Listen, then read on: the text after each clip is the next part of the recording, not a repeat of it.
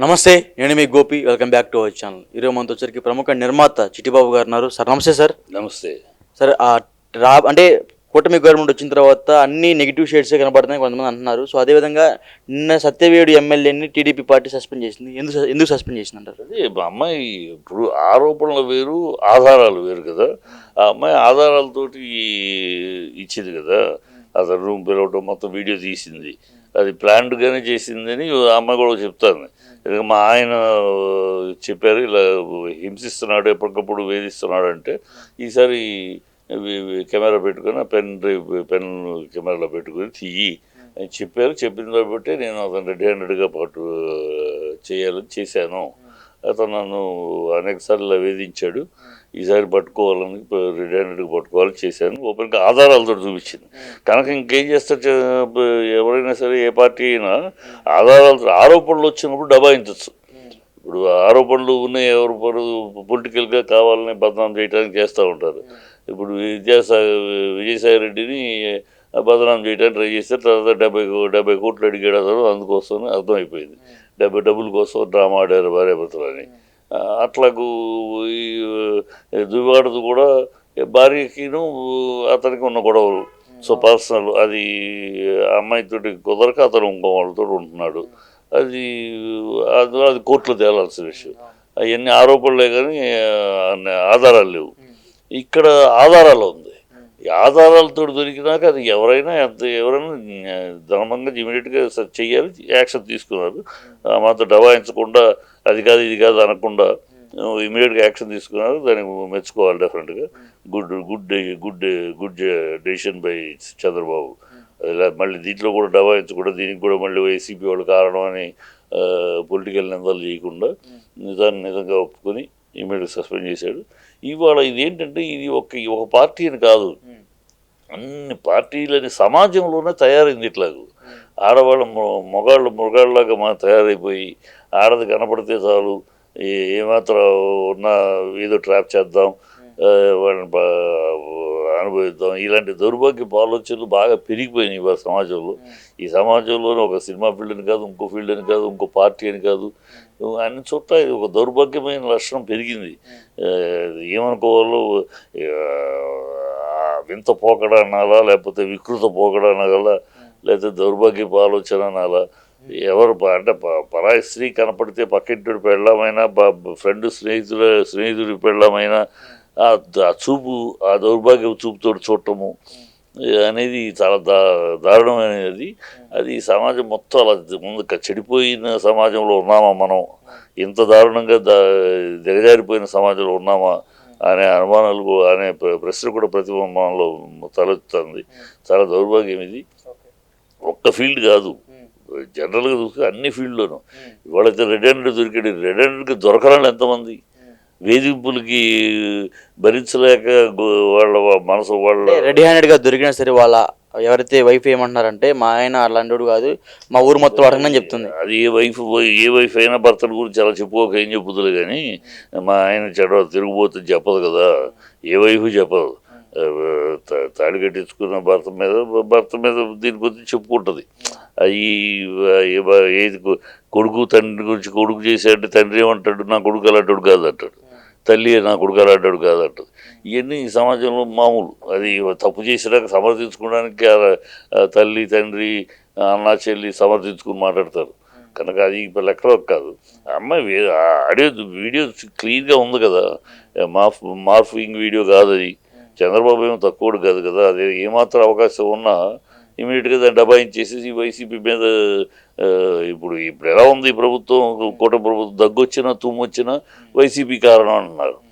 అలాగే వాళ్ళ తప్పుడు కూడా వైసీపీ కారణం అని చూసుకొచ్చే ధోరణిలో ఉన్నారు. ఆ ధోరణిలో ఉన్న వాళ్ళు దీన్ని ఒప్పుకుని ఇమీడియట్గా సస్పెండ్ చేశారంటే అది పచ్చి నిజం అని తేలిపోతుంది కదా. కనుక అది మంచి పని చేశారు, సస్పెండ్ చేశారు. మళ్ళీ దాని మీద వికృతపు ఆర్గ్యుమెంట్లు చేయకుండా యాక్సెప్టెడ్ ఇట్. ఓకే, ఆమె ఒక్కటైనా లేకపోతే ఆయన కింద బలైపోయిన చాలా మంది ఎవరైతే యువతలో ఆడవాళ్ళు చాలా మంది ఉన్నారు అని చెప్తున్నారు. ఆమె కూడా ఉండొచ్చు. ఇప్పుడు ఇలా ఇది దొరికాడు, దొరకకుండా ఏం చేశాడు కదా. ఇలాంటి లక్షణం ఉన్నవాడు, అలాంటి దృక్పథము, అలాంటి దృష్టి ఉన్నవాడికి ఇక ఒకటే ఉంది, ఏదైనా చేసి ఉండొచ్చు. ఇది రెడెండెడ్గా దొరికాడు. అలా మానసికంగా అలాంటి రోగం ఉన్నవాడు, అది పరాయి స్త్రీని ఇంకో వేరే రూపంగా వేరే చూపుతోటి చూసే దౌర్భాగ్యపు లక్షణాలు ఉన్నవాడు ఏమైనా చేసుంటాడు. దాంట్లో అయితే సందేహం ఉంది. అవన్నీ బయటకు వస్తాయి. ఇప్పుడు ఒకటి బయటకు వచ్చింది కనుక ఇంకా మిగతా వాళ్ళ బాధితులు కూడా బయటకు ధైర్యంగా రావచ్చు.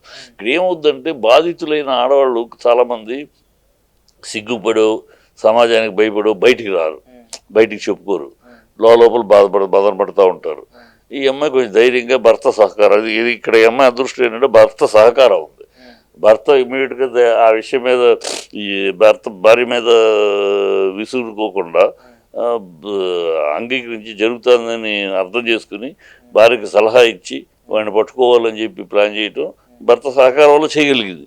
ఇలా కనుక ఉంటే ప్రతి ఆడపిల్ల బయటకు వస్తాయి. కానీ ప్రతి ఆడపిల్ల ఎందుకు బయటకు రాదంటే, బయటకు వేస్తే ఏమంటారో, మా ఇంట్లో ఏమంటారు, బయట వాళ్ళు ఏమంటారు, నాది తప్పు అంటారేమో, ఎందుకు వచ్చింది మర్యాద అని భయపడిపోతూ ఉంటారు. ఈ పిల్ల భయపడకుండా వీడియో తీసిందంటే ఛాన్స్ భర్త ఇచ్చిన సహకారం.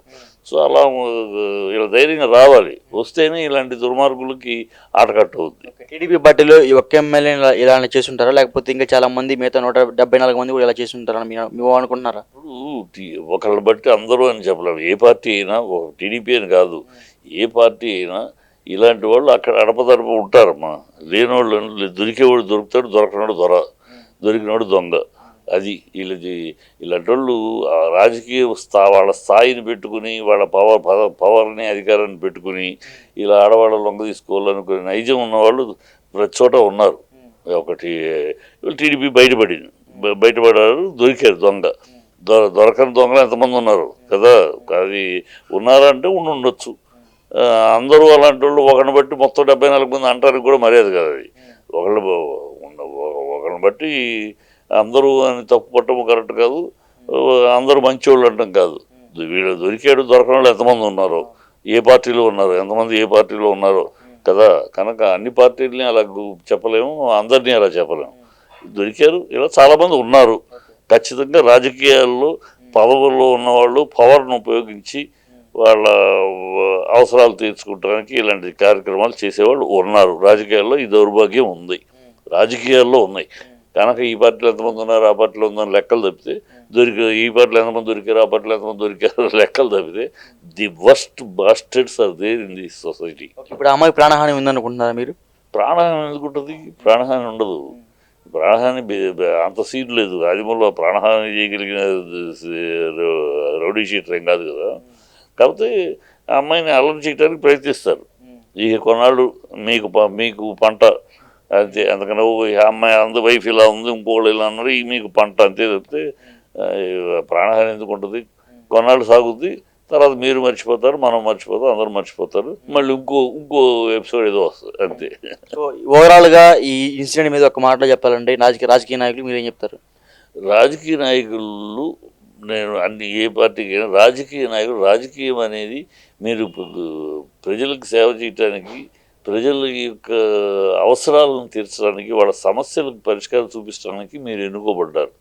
అంతేగాని మీరు ఇలా తప్పుడు కార్యక్రమాలు చేయడానికి మీకు ప్రజలు అధికారం ఇవ్వాలి.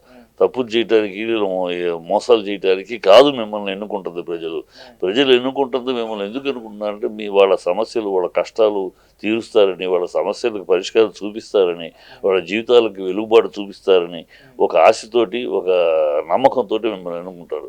ఆ నమ్మకానికి తగినట్టు పనిచేయండి. కానీ ఇలాంటి దౌర్భాగ్యం పనిచేయడానికి రాజకీయాలకు వచ్చి రాజకీయాలను భ్రష్టు చేయకండి. రాజకీయ నాయకుడు అంటే రాజకీయాలు అనే పరిస్థితి తీసుకురాకండి. రాజకీయాలు ఎప్పుడైనా చూస్తున్నాం.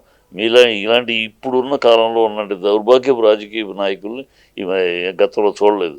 మీరు గత నాయకుల చరిత్రను కానీ, గత రాజకీయాలు అంటే ఏంటి గత వాళ్ళని చూడండి, తెలుసుకోండి. వాళ్ళు ఎందుకు ప్రజల్లో పెద్ద మనుషులుగా మిగిలారు, వాళ్ళు ఎంత సజావుగా డిగ్నిఫైడ్గా ఉన్నారు, రాజకీయాలు చేశారు, అది తెలుసుకుని రాజకీయాలు రావటమే. రాజకీయాలు అంటేనే ఎందుకు వాళ్ళ ఇండస్ట్రీ సమాజంలో ఒక డాక్టర్ తన కొడుకు డాక్టర్ చేయాలనుకుంటాడు, ఒక ఇంజనీర్ తన కొడుకుని ఇంజనీర్ చేయాలనుకుంటాడు, ఒక హీరో తన కొడుకుని హీరో చేయాలనుకుంటాడు. కానీ ఎవరు కూడా తన కొడుకుని ఒక రాజకీయ నాయకుడిని చేయాలనుకోరు. ఎందుకు అనుకోరు? అంటే ఇంత దౌర్భాగ్య దృష్టి మీ మీద ఉంది. రాజకీయ నాయకులు అంటే దరిద్రులు, దుర్మార్గులు, చండాలులు అనే ఒక చీప్ ఒపీనియన్ ఉంది. సో ఆ చీప్ ఒపీనియన్ని పోగొట్టుకునేలా ప్రవర్తించండి. మేము ఇంతే, రాజకీయాలు అంటే ఇలాగే ఉంటామని దాన్ని ఇంకా ముద్ర వేసుకునేలాగా బతకండి. రాజకీయాలకు విలువ తీసుకురండి. రాజకీయాలు అంటే ప్రజాసేవ కోసం, ప్రజల సమస్యల కోసం, ప్రజల కన్నీళ్లు తొడవటం కోసం, ప్రజల కష్టాలని తీర్చడం కోసం మనం ఉన్నాం. అందుకే ప్రజలు మనం ఎన్నుకున్నారు అనే నగ్న సత్యాన్ని, నిజాన్ని గ్రహించి అలా